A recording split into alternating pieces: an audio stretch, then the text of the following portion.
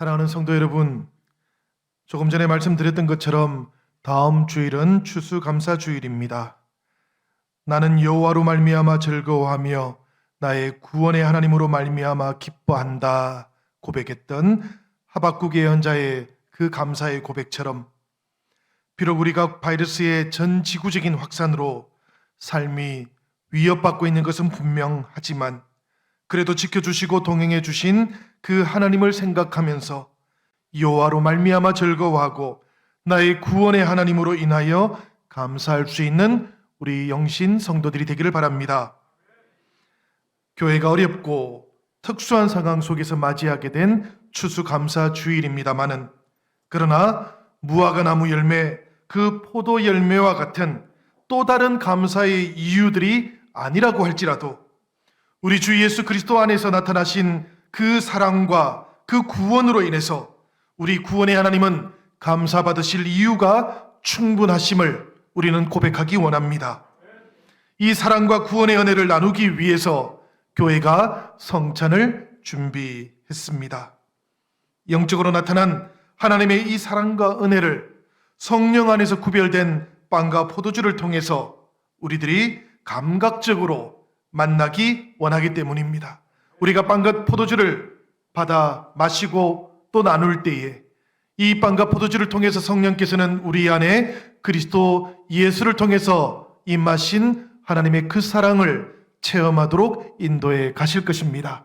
사랑하는 여러분, 어려운 때에 특별한 시기에 가지게 된 이 성찬에 함께 참여해 주시기를 바랍니다. 특별히 우리 온라인으로 예배 드리시는 성도님들께서도 우리 성찬 예배에 참여해 주시기를 바랍니다. 그래서 우리가 그리스도 안에서 주님의 몸과 그 주님의 보혈을 통해서 한 몸을 이루고 한 교회가 되었다는 것을 우리가 감각적으로 우리의 모든 오감을 통해서도 체험해보는 그런 은혜의 시간이 되기를 주님의 이름으로 기원합니다. 성도 여러분, 감사 주일을 앞두고 나면 늘 우리들은 감사에 대해서 생각을 해보게 됩니다. 사실은 해야만 하는 것이지요. 저도 해마다 추수감사절을 맞이하게 되면 그 앞 한 주간 동안 이 감사라는 것에 대해서 생각을 해보곤 합니다. 보통 감사라는 것을 생각해 보면 우리는 자연스럽게 감사할 이유들을 떠올리게 되어 있습니다. 그런 이유들을 찾게 되어 있는 것이지요. 그런데 조금 더 묵상을 하다 보면 이런 감사할 이유들은 어딘가로부터 혹은 누군가로부터 나에게 선물로 온 것이다 라는 것을 깨닫게 됩니다. 이게 사실 어찌 보면 당연한 깨달음이기는 한데요, 모든 감사가 그 감사들이 기원한 그 어딘가를 가지고 있다는 이야기입니다. 그 누군가를 가리키고 있기도 하다라는 이야기예요. 그래서 우리가 감사를 묵상하고 감사의 이유를 생각하다 보면 우리들은 자연스럽게 그 어딘가에 누군가에게 도달하게 되어 있습니다. 사랑하는 여러분, 감사를 묵상하면 당연히 우리들은 어디에 도달하겠습니까? 우리는 하나님께 도달하게 되어 있는 것이지요. 누군가로부터 우리 인생에 찾아온 그 은혜를 생각하고 떠올려 본다면 당연히 우리들은 다시 한번 우리에게 선물로 구원을 주신 하나님께 도착할 수 있게 되어 있는 겁니다. 때로는 이 하나님의 선물을 우리에게 전달해 준 하나님의 배달부를 만나게 되기도 합니다. 그러니 여러분, 감사는 하나님을 향해 있는 것이고, 그리고 하나님께서 함께 믿음의 길을 걸어갈 수 있도록 인도해 주신 지체들을 향해 있는 그런 하나님의 은혜로운 신호이기도 한 것이지요.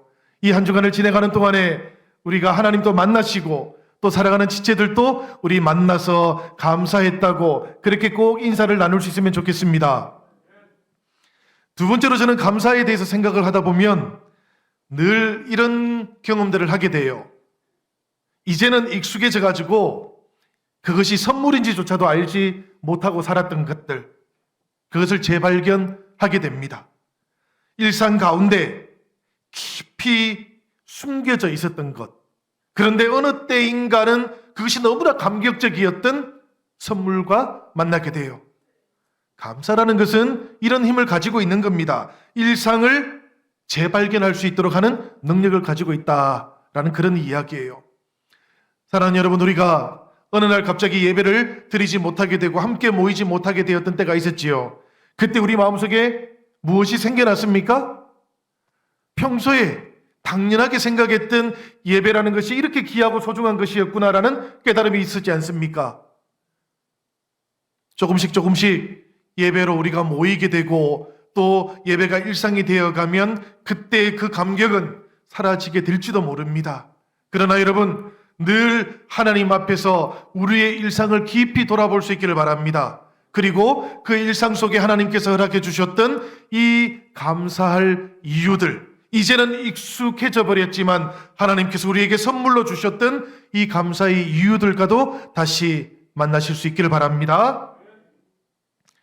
감사할 것, 그리고 선물로 주어진 많은 것들, 이런 것들을 다시 발견하는 인생은, 그런 삶은 풍성한 인생이고 삶이 됩니다.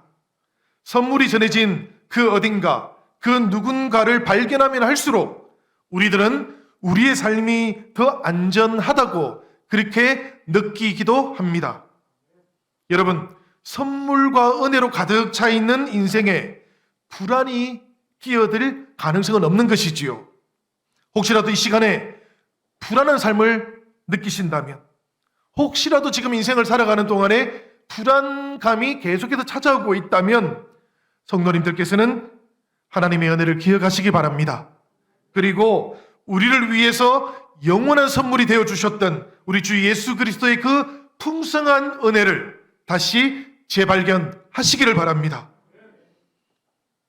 이런 감사가 없으면요, 이런 감사의 이유들을 발견하는 삶이 없으면 우리 인생은 풍성하게 거둔다고 할지라도 불안하게 됩니다. 우리 인생은 받은 것이 많아도 누리지 못하는 인생이 되고 맙니다. 사랑하는 여러분, 지금 더 많은 것을 가져야만 안전하다고 생각이 드신다면 그 생각을 내려놓으시길 바랍니다.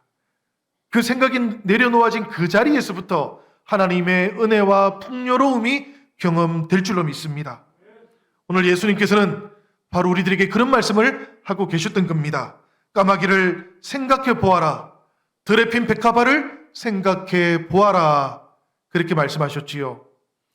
주님의 이 말씀을 우리가 반복해서 다시 한번 생각해 보면 세상 속에서 살아가다가 보니까 세상과 구별되지 않는 삶을 살게 되었고 자꾸만 하나님 없는 사람들처럼 염려와 걱정 가운데 사로잡히게 되었지만, 그러나 다시 하나님의 은혜를 생각해 보아라, 이런 말씀인 것이지요. 까마귀와 백합화를 생각해 보라 말씀하셨다고 해서 여러분들은 까마귀를 생각하시면 안 되겠습니다. 백합화를 생각하면 안 되겠습니다. 하나님의 은혜를 생각해야 하는 것이지요.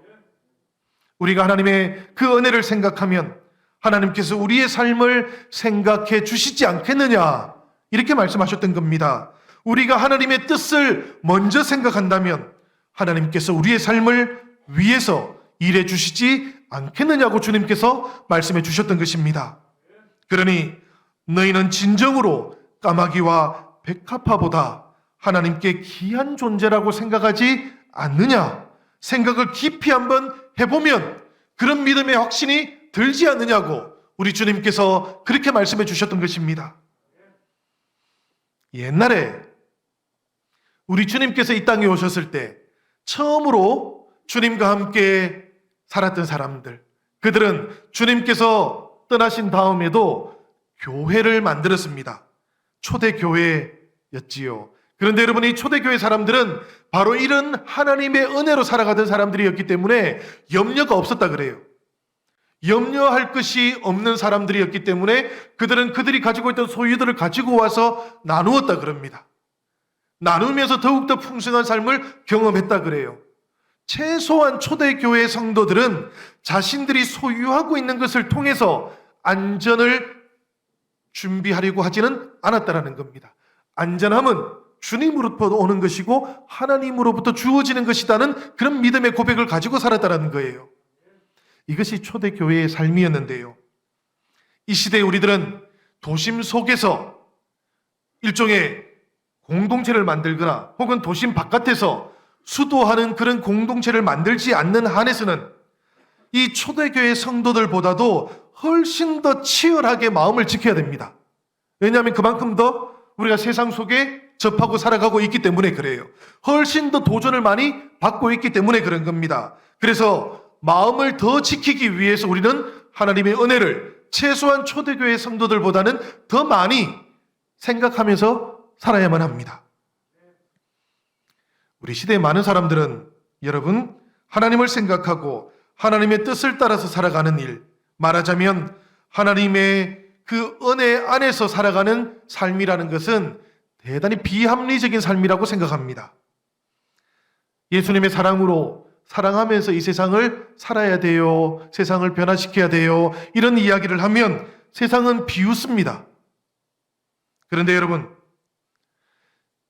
예수님께서 이 시대와 세상을 변화시킬 수 있는 유일한 해결책이라고 알려주셨던 이 사랑의 길을 세상은 비웃고 비현실적이라고 생각하지만 우리 성도들도 그렇게 생각하면 안 되는 것이지요. 지금부터 100년 전에 저 덴마크에는 니콜라스 그룬투비라는 사람이 있었습니다. 이 사람이 교육학자였어요.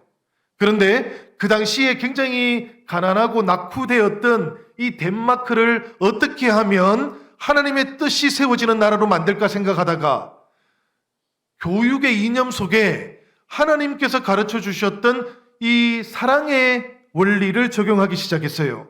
그것이 그룬투비가 만들어 놓은 교육 철학인데요. 그곳에는 보면 하나님을 사랑하라, 그리고 이웃을 사랑하라, 그리고 땅을 사랑하라 라고 해서 이 사랑의 원리를 통해서 이 덴마크를 새롭게 재건해 보려고 그렇게 했습니다. 그 당시에 주변 나라 사람들이 이 덴마크의 시도를 다 비웃었다 그래요. 그런데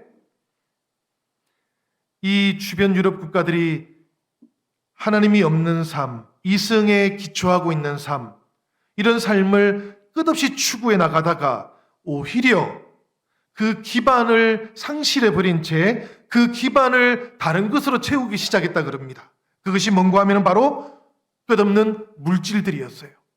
소유였어요. 그러다가는 계속해서 탐욕과 탐욕이 서로 충돌해가지고 역사학자들은 1차 세계대전이 발발했다고 봅니다. 유럽의 전쟁이 그렇게 해서 생겨나기 시작했다고 보는 것이지요. 100년이 지나간 뒤에 우리들은 어떤 것이 시대를 변화시키는 힘이었는지, 어떤 것이 이 세상을 치유할 수 있는 능력인지를 다시 돌아봅니다. 오늘 이 시대 역시 하나님이 없는 삶, 탐욕이 사람들의 마음을 빼앗고 있는 그런 물질적인 세계관이 다스리고 있는 시대를 우리가 살아가고 있지요. 다시 한번 우리가 하나님의 뜻을, 하나님의 나라를 먼저 생각할 준비가 되어 있는지, 우리 성도들은 그 하나님의 뜻과 그 하나님의 나라를 위해서 먼저 선택할 준비가 되어 있는지를 돌아볼 수 있어야 하겠습니다. 오늘 구약 성경의 말씀인 신명기 4장 32절을 보면 모세가 약속의 땅 가나안을 눈앞에 두고 있던 이스라엘 백성들에게 아주 간곡한 겉면의 말씀을 이렇게 주고 있어요. 그 말씀을 한번 보도록 하겠습니다. 세번역 성경으로 제가 한번 이렇게 적어왔습니다. 당신들이 태어나기 전에 하나님이 이 땅 위에 사람을 창조하신 날부터 이제까지 지나간 때를 깊이 생각하여 보십시오. 하늘 이 끝에서 저 끝에 이르기까지 온 세계를 깊이 생각하여 보십시오. 그리고 이런 큰 일을 본 적이 있는지 들은 적이 있는지 물어보십시오. 여러분, 이 말씀 가운데서 가장 핵심이 되는 말씀은 뭔가 하면 깊이 생각하여 보십시오라는 말이에요. 왜 모세는 이스라엘 백성들에게 깊이 생각해 보라고 그렇게 말했던 것일까요? 이유는 아주 간단합니다. 지금 이스라엘 백성들은 깊이 생각해 보지 않고 있기 때문에 그래요. 하나님의 은혜를 깊이 생각해 보지 않고 눈앞에 보이고 있는 그 현실을 바라보면서 불안에 빠져버렸기 때문입니다. 눈앞에 보이는 그 현실이 그들의 앞을 가로막고 있는 것이지요. 자신들이 들어가야 하는 그 가나안 땅에 자기들보다 더 강한 민족이 이미 살고 있다는 현실이 불안하게 만들었습니다. 이제까지 광야를 함께 지나오는 동안 함께 동행했던 자신들의 지도자 모세가 함께 가지 않는다라는 그 현실이 그들의 마음을 불안하게 만들고 있기도 했던 거예요. 모세는 그런 백성들을 향해서 지금까지 이스라엘 백성들을 권능의 손으로 인도해 주신 하나님의 그 은혜와 그 능력을 다시 한번 깊이 생각해 보라고 그렇게 권면하고 있는 것이지요. 베풀어 주셨던 하나님의 은혜를 다시 생각해 보기만 하여도 위로를 받고 용기를 낼 수 있을 거라고 그렇게 말하고 있는 겁니다. 사랑하는 여러분, 하나님의 능력과 하나님의 은혜를 깊이 생각하면 하나님께서는 그 백성들의 앞길을 인도해 주실 거예요. 모세는 이렇게 얘기했던 겁니다. 은혜를 깊이 생각하면 두려워할 것이 없다고. 하나님의 은혜를 깊이 생각하기만 하면 실망하거나 좌절할 이유를 가지지 않게 된다고 그렇게 말하고 있는 거예요. 모세가 지금 이스라엘 백성들에게 맹목적으로 용기를 내라고 그렇게 말하고 있는 게 아닙니다. 그지요? 모세는 하나님의 뜻을 먼저 생각하고 그 나라의 일을 먼저 선택했을 때 이루어졌던 그 하나님의 은혜가 역사 속에 이미 있었다고 얘기하는 거예요. 그러니까 그 일들을 생각해 보라고, 그리고 다시 하나님 때문에 용기를 내어 보라고 그렇게 말씀하고 있는 겁니다. 여러분, 교회는 성도들에게 무조건 맹목적이라고 믿으라고 말하지 않습니다. 하나님께서 우리들에게 드러내 보여주셨던 그 은혜를 만나보라고 얘기하는 거예요. 하나님께서 지나온 역사들 속에서 어떻게 은혜 가운데 함께 동행하셨는지를 보고 믿으라고 말하는 겁니다. 성경을 읽으라고 말하는 이유가 바로 여기에 있는 것이지요. 성경을 통해서 글자를 읽으라는 게 아닙니다, 여러분. 그 글자 너머에 있는 하나님의 은혜를 만나라는 이야기지요. 그리고 그 은혜를 우리가 깊이 생각하고 묵상하다 보면 우리가 맹목적으로 믿는 사람들보다 더 많이 믿게 된다는 이야기입니다. 이게 중요하죠, 여러분. 하나님의 은혜의 풍성함을 알게 되면, 생각하게 되면 우리의 믿음이 더욱더 풍성해진다는 이야기예요. 맹목적인 믿음은 시련이 찾아오면 믿어야 될 이유가 사라지게 되면 흔들리게 됩니다. 그러나 은혜 위에 굳건하게 세워진 그 믿음은 시련이 찾아와도 흔들리지 않는 것이지요. 성경은 그래서 믿는 사람들에게 확신을 주는 책이고요. 성경은 그렇기 때문에 믿는 사람들에게 용기를 주는 책인 겁니다. 여러분, 이 하나님의 말씀과 함께 하나님의 은혜를 깊이 체험하는 한 주간이 되시기를 바랍니다. 하나님 은혜를 만났던 사람들, 깊이 생각했던 사람들이 하나같이 이렇게 신앙 고백들을 하고 있어요. 성경에 정말로 많이 있지만, 그러나 제가 오늘 시편에서 5개의 말씀을 좀 뽑아봤습니다. 한번 우리 같이 읽어보면 좋겠습니다. 이 말씀 속에 보면 아주 하나의 공통점이 있는데 그것이 뭔가 하면 이들이 하나같이 하나님의 은혜를 깊이 생각했다라는 거예요. 그것에 유념하면서 이 말씀들을 한번 읽어보도록 하겠습니다. 먼저 시편 31편 7절의 말씀이에요. 우리 다 같이 한번 읽어보겠습니다. 주의 한결같은 그 사랑을 생각할 때마다 나는 기쁘고 즐겁습니다. 주님은 나의 고난을 돌아보시며 내 영혼의 아픔을 알고 계십니다. 하나님의 사랑을 생각할 때마다 기뻤다고, 즐거웠다고 그렇게 이야기하지요. 이어지는 시편 52편의 말씀도 우리 한번 같이 읽어보도록 하겠습니다. 다 같이 읽겠습니다. 주께서 하신 일을 생각하며 주님을 영원히 찬양하렵니다. 찬양할 이유가 어디에 있는가 하면 주께서 하신 일을 생각하다 보니 나에게 찬양할 이유가 생겨났다는 이야기예요. 시편 92편 4절의 말씀 계속해서 한번 읽어보도록 하겠습니다. 다 같이 우리 한 목소리로 읽겠습니다. 주님, 주께서 하신 일을 생각하면 기쁩니다. 손수 이루신 업적을 기억하면서 환성을 올립니다. 오늘 여러분들의 인생 가운데 이 환호성이 있기를 바랍니다.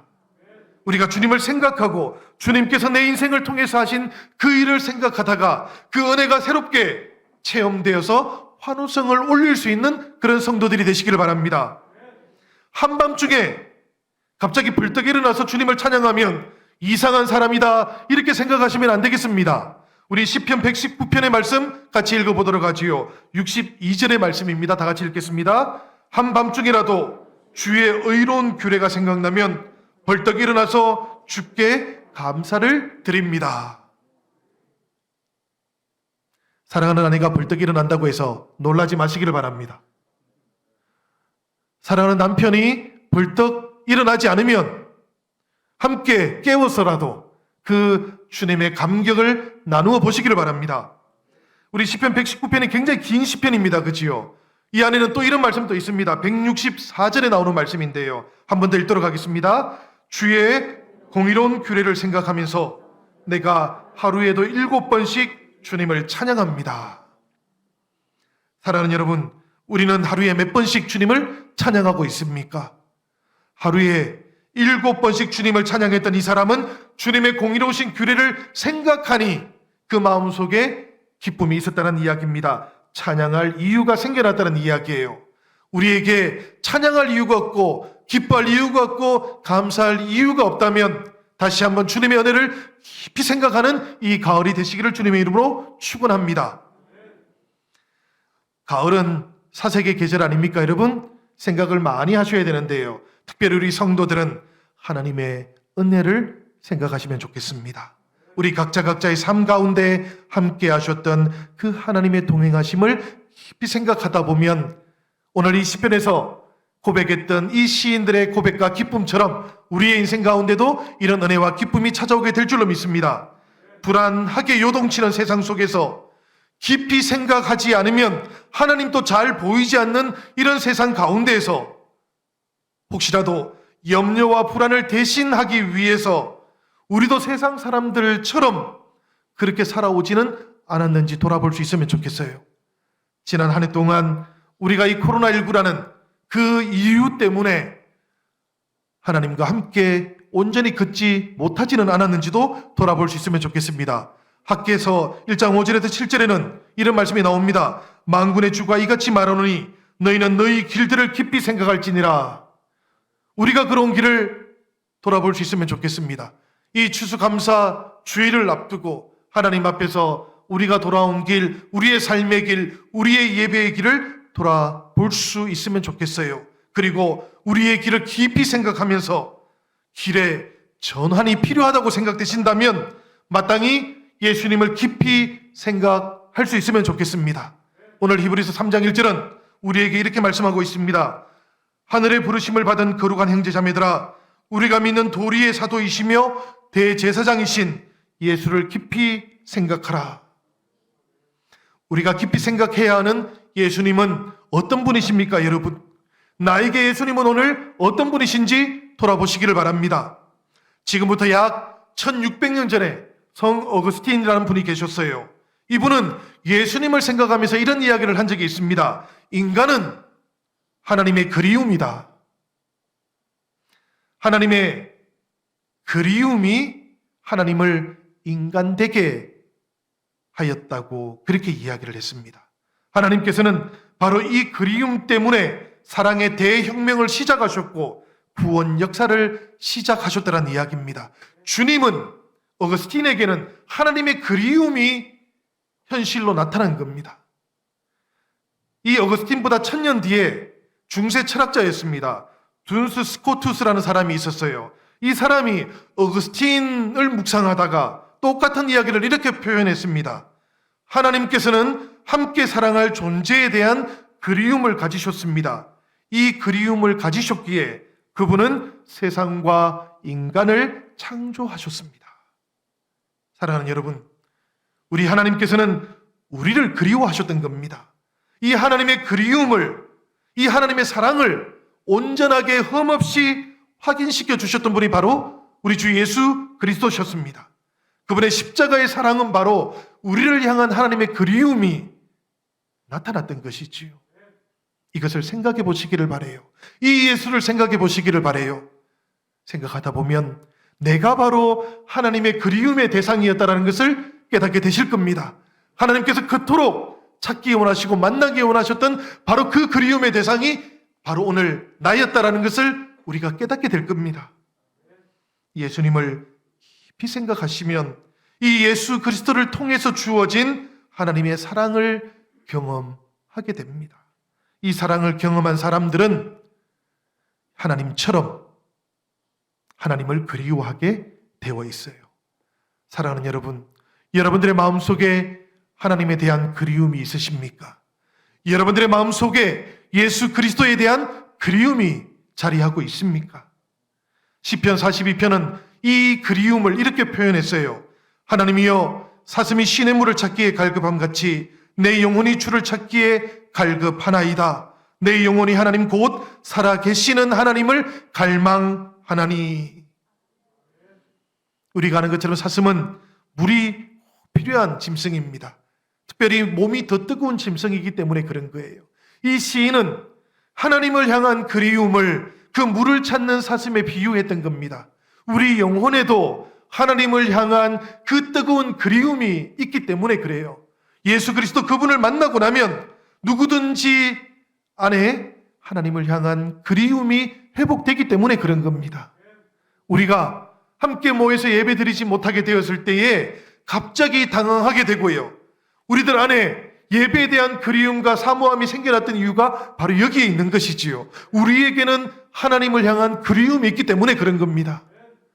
사랑하는 여러분, 이 한 주간을 살아가는 동안 이 그리움이 회복되면 좋겠습니다. 하나님께 나올 때 무슨 예물을 가지고 우리가 나오면 좋겠습니까? 우리가 물질을 가지고 나오면 하나님께서 기뻐하시겠습니까? 하나님을 향한 이 그리움이 있어야 하나님께서 기뻐하지 않겠습니까? 혹여라도 우리가 코로나 때문에 다시 모이지 못하게 될지라도, 우리가 어느 곳에 있다고 할지라도, 이 예배당에서 모이지 못하는 때가 다시 오게 될지라도 우리 안에 이 하나님에 대한 그리움이 있으면 하나님께서는 그곳을, 그 예배를 영과 진리 안에 있는 예배로 받으시지 않겠습니까? 장소가 중요하지 않다는 이야기입니다.